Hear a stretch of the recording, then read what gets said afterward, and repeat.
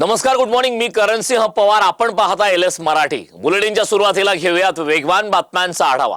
गुहागरमध्ये पर्यटनासाठी आलेल्या मुंबईच्या पवई येथील कुटुंबावर दुःखाचा डोंगर कोसळलाय. समुद्रात पोहताना पाण्याचा अंदाज न आल्याने एकाच कुटुंबातील तिघे पाण्यात बुडालेत. स्थानिकांनी तत्काळ मदतकार्य सुरू करून पत्नी आणि 14 वर्षीय मुलाला सुरक्षित बाहेर काढले. मात्र 42 वर्षीय अमोल मुथा यांना वाचवता आलं नाही. या घटनेमुळे हळहळ व्यक्त केली जाते. सरत्या वर्षाला निरोप देण्यासाठी दापोली तालुक्यातील मुरुड समुद्र किनारे मोठ्या प्रमाणावर पर्यटकांची गर्दी पाहायला मिळते. मात्र नाताळच्या सुट्ट्या एन्जॉय करण्यासाठी आलेल्या पर्यटकांना येथे एका गंभीर समस्येला सामोरं जावं लागतंय. मुरुड समुद्र किनारी सार्वजनिक शौचालय आणि ड्रेसिंग रूमची सुविधा नसल्याने पर्यटकांची मोठी गैरसोय होत आहे. विशेष म्हणजे किनाऱ्यावरील सार्वजनिक शौचालयाची इमारत पूर्णपणे पडलेल्या अवस्थेत असून ती पाहून पर्यटकांनी तीव्र नाराजी व्यक्त केली. बदलापुरात हॉर्न दिल्याच्या रागातून राडा झालाय. बस चालकाने बाजूला होण्यासाठी हॉर्न दिल्याच्या रागातून चारचाकी वाहन चालकाने बस चालकाला मारहाण केली. मारहाणीची संपूर्ण घटना कॅमेऱ्यात कैद झाली. अंबरनाथ पूर्वेतील लोकनगरी परिसरातून एक धक्कादायक घटना समोर आली. एका महिलेची अज्ञात व्यक्तीने गळा आवळून निर्गुण हत्या केली. घटनेची माहिती मिळताच शिवाजीनगर पोलिसांनी घटनास्थळी धाव घेत महिलेचा मृतदेह ताब्यात घेऊन शवविच्छेदनासाठी अंबरनाथच्या छाया रुग्णालयात पाठवलाय. मात्र या हत्येमागचं कारण अद्याप अस्पष्ट आहे.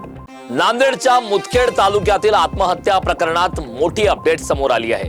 दोन्ही मुलांनीच आई वडिलांचा गळा दाबून हत्या करत त्यानंतर स्वतः रेल्वे खाली येऊन आत्महत्या केल्याचं समजतंय. शवविच्छेदनाच्या अहवालानंतर ही माहिती समोर आली. धुळ्याच्या पिंपळनेर पोलीस ठाण्याच्या हद्दीत पुन्हा मुलीची छेड काढणाऱ्या 3 रोड रोमियोंना पोलिसांनी ताब्यात घेतलंय.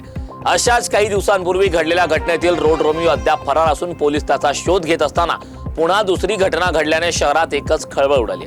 वारंवार अशा घटना घडत असल्याने नागरिकांनी पोलीस प्रशासनावर नाराजी व्यक्त केली.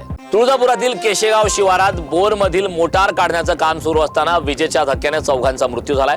मृतांमध्ये काशिम फुलारी आणि त्यांचा मुलगा रतन फुलारी तसेच नागनाथ साखरे आणि त्यांचा मुलगा रामलिंग साखरे अशा 2 पिता पुत्रांचा समावेश आहे. आदित्य ठाकरेंनी बाळासाहेब ठाकरे यांच्या स्टाईलनुसार कारच्या बोनेटवर उभं राहून भाषण केलं. याचा गिरीश महाजनांनी समाचार घेतलाय. आदित्य ठाकरे यांनी घोड्यावर उभं राहू दे नाहीतर ट्रकवर उभं राहू दे, महापालिका निवडणुकीत काहीही उपयोग होणार नाही. बाळासाहेबांची स्टाईल मारू नका, त्यांचे विचार आचरणात आणा असा टोला गिरीश महाजनांनी लगावला. सोने चांदीचे दर सर्वसामान्यांच्या आवाक्याबाहेर गेले. सोन्याची वाटचाल 1.5 लाखांकडे सुरू आहे.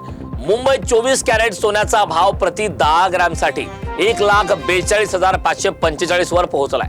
तर 22 कॅरेट सोन्यासाठी 1,29,450 रुपये मोजावे लागत आहेत.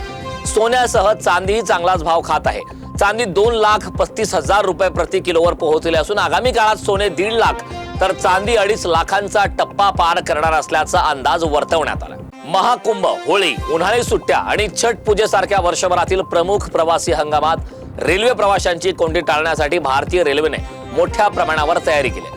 2025 या वर्षात देशभरात 43,000हून अधिक विशेष रेल्वे फेऱ्या चालवण्यात आल्या असून या माध्यमातून कोट्यावधी प्रवाशांना त्यांच्या स्थानकापर्यंत सुरक्षित आणि वेळेत पोहोचवण्यात आलाय. वेगवान बातम्यांचा आढावा घेतल्यानंतर या बुलेटिनमध्ये वेळ झालेली आहे इथेच थांबण्याची.